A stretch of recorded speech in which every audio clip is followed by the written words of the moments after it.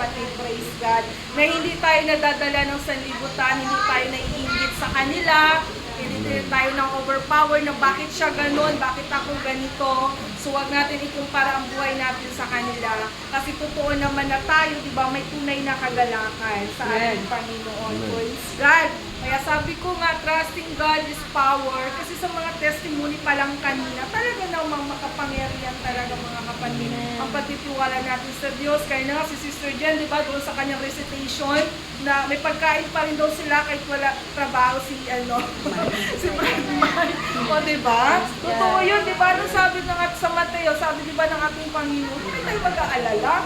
Ay yung mga ibon nga dyan.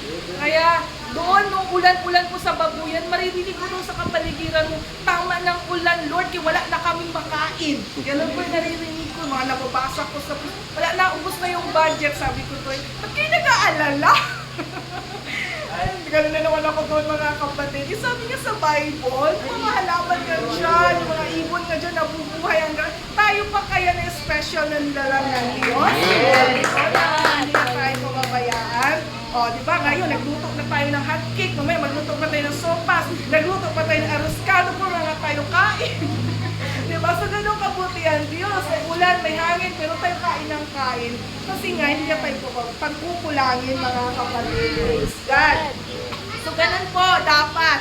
Patuloy po tayong magtiwala sa ating Panginoon. Dahil siya po yung asset natin, mga kapatid. Praise God.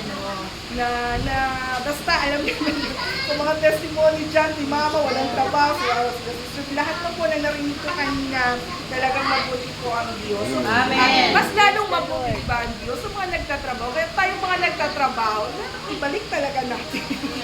Ibalik talaga natin yung para sa ating Panginoon. Hindi man tayo mayaman, o hindi man tayo yayaman, na katulad nila kasi lagi silang ganun, di ba? Pero hindi naman tayo nagkukulang, di ba? Laging sapat, at saka nai-enjoy natin. Hindi kasi tayo nag-iisip na, alo, ibibigay ko ito mamaya, di kulang na yung pang-ano. Di ba? Huwag ka mag-alala. 5K na lang ang sweldo ko, may tax pa na 500.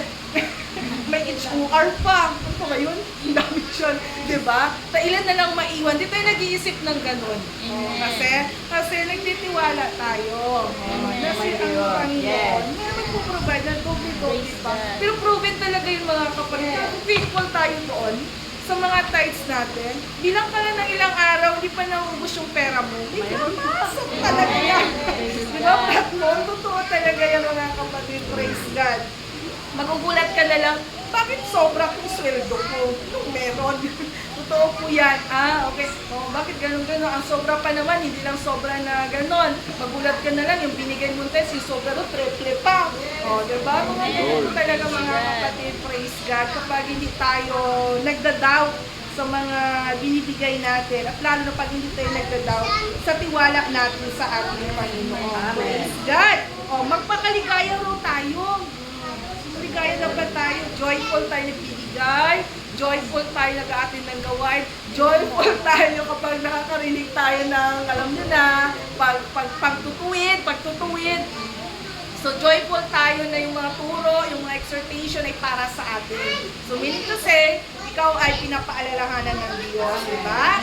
Joyful din tayo pag sinabihan tayo, magpaaga tayo. Pasensya na, diba? Ganun talaga mga kapatid. Pasensya na kung talaga nagdi-devotion na kami. Ng 8 to 8 yun lang po talaga kasi kailangan natin ang pagbabago dapat simulan talaga. Diba? Kung puro na lang tayo, tawag dito, hantay-hantay, plano-plano, wala sa gawa, sayang, diba? Kailangan may action. Kaya nag-devotion na po kami ng 8 to 8:30. Basta bago maglampas sa 8:30, naka-devotion na po. Nagtataka kasi iba na pagdating nila tapos na mag-devotion. At least po, pag tapos na devotion, pagdating ninyo, sa school na tayo, hindi na tayo makakonsume doon sa oras po para sa pagtuturo. Kailangan po natin ang pagbabago. Kasama kasi yun sa kaligayahan. Kung talagang maligaya ka na sa Panginoon, maligaya ka na nagbabago ka ng kabutihan, di ba mga kapatid? Praise God. Bibigyan kasi tayo ng, ibibigay doon ang NASA. ang desire ng ating puso kapag maligaya tayo mga kapatid sa paglilingkod natin sa Diyos. Hindi naman masasayang yan. Sinabi naman ng ating Panginoon, di ba? Yung mga pagpapagal natin, hindi yan siya walang kabuluhan. Recorded lahat sa ating Panginoon. At ito pa, sabi ng ating Panginoon, tumiwala ka sa Panginoon at gumawa ka ng mabuti. Kaya sabi ni Mami Nancy kanina, si Tini po, di ba? Kahit ganun siya, hindi pa siya totally, pero yung kabutihan na ginagawa niya, di ba? Para sa Panginoon yun. Praise God. Kaya huwag tayong magbilang ng ating mga tulong, ng ating support, financially, materially, lahat na, di ba? Even our time and effort, huwag po tayong magbilang basta para sa ating Panginoon. Gumawa lang po tayo ng mabuti at babalik ang kabutihan niya ng Amen. sa ating, sa bawat isa po sa atin. At sabi niya dito, gawin mong kumain ng kanyang pagkatapat. Praise God. So sa lahat ng panahon, kung maging tapat po tayo sa ating Panginoon. So, paano po natin masasabi na may katatagan tayo? May katatagan tayo sa pagtitiwala natin sa ating Panginoon at hindi tayo matutulad doon or tutulad sa mga gawa sa labas. So, makikita po dito sa atin na we have to trust God's timing. Tiwalaan po natin yung God's timing. Huwag tayo masyadong magmadali. Diba? Kasi sabi tayo ay special, meron tayong isip na nilikha ng ating Panginoon. Pero hindi po gano'n. Magtiwala pa rin po tayo sa timing ng ating Diyos, mga kapatid. Huwag daw natin isipin, don't worry about the mga yung mga ginagawa nila. Ala, bakit gano'n? Bakit siya kasi, nararanasan niya yung ganito, ako hindi ko nararanasan. Bakit siya, pinagpala na, gano'n. So, mag-trust po tayo sa tiwala ng Diyos. Kung ibibigay Brad Mike ang trabaho na yan, ibibigay ng Diyos yan. Basta trust God's timing. Kaya nga sabi ko, Brad Moon, wag tayong magreklamo sa trabaho natin. Yes, stress, mapagod. Pero nag-pray kasi tayo dito eh. Pinag-pray natin to na, Lord, pag nakagraduate ako, kailangan mag-exam ako. Pinag-pray ko kasi mga kapatid. Pag nag-exam ko, gusto ko take 1 lang, Lord. Makapasa ako sa binigay ni Lord, naka-take 1. Lord, pag nag-apply ako sa DepEd, kailangan matanggap, tapos mag-reklamo, di ba? Binigay ng Diyos yung pagpapala ng mga kapatid. Kaya lahat ng timing ng Diyos, sakto yan. Binigay niya yan. Kaya kung nandyan na, mahalin natin. Pero huwag natin kalimutan na ibalik po talaga yung para sa Kanya. Kasi baka pag doon na tayo sa level na, wow, nakuha mo na, pinipray mo, nakalimutan na ang Diyos, mali po. So, God timing is perfect. Ulit-ulit natin naririnig yan. God timing is perfect. Pero kasi tayo, gumagawa tayo ng sarili nating timeline. Kaya minsan hindi na naging perfect ang result, mga kapatid. Praise God. Kapag nagtitiwala po tayo sa timing ng Diyos, tandaan po natin in His own time, tama po ang resulta. Next po, pangalawa, tatlo lang ito. Pangalawa po, delight in the Lord.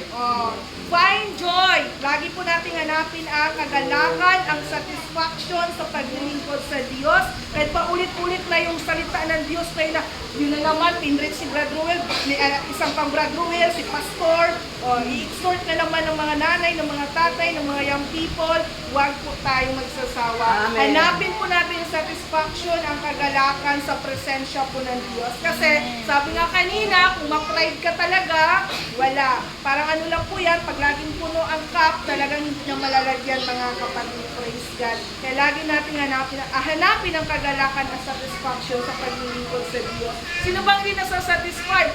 Mag-altar call ka, di ba? Iiyak ka, marirevive ka. It seems na wala na lahat ng problema mo, di ba? Nagkaroon ng kapayapaan sa isip mo. O, sino nagbigay yun? Diyos yun, mga kapatid. Kasi kahit itry nyo pang mag-malling dyan, walang makakapagbigay ng ganong satisfaction sa atin. Kahit anong beach pa yan, kahit gano'n pa yung kamamahalin ko, luxuries, walang satisfaction po na maibibigay lahat yun. Totoo yun, di ba? Kahit marami kang pera, kahit anong pang bilihin mo, for the next day, hindi ka pa rin kontento. Gusto mo rin naman ng ano, kasi nga walang talagang satisfaction itong sanlibutan. Pero ito sa Diyos, wow, di ba? After mong mariba, after mong wow, basta. Aywan, hindi ko ma-explain. Diba, as you do, pag ginagawa daw po natin yon, He will give us the desire of our heart. Lagi talaga si Lord, no? Pag ginawa mo yun, ang bubuti na yun, sasabihin naman yun, ibibigay ko yung nais ng puso mo. Pag ginawa mo na mabuti ka, ibibigay ko ang nais ng puso mo. Maging tapat ka, ibibigay ko ang nais ng puso mo. Lahat na lang ibigay ni Lord, di ba? Pero tayo, hindi kasi tayo sumusunod. Diba? Kaya hindi talaga ibigay ng Diyos ang nais ng puso natin. Lalo na kung ang nais ng puso mo ay pang sarili lang, mga kapatid. Praise God! Gusto mo sa iyo lahat, di ba? Wala. So last po, commit our ways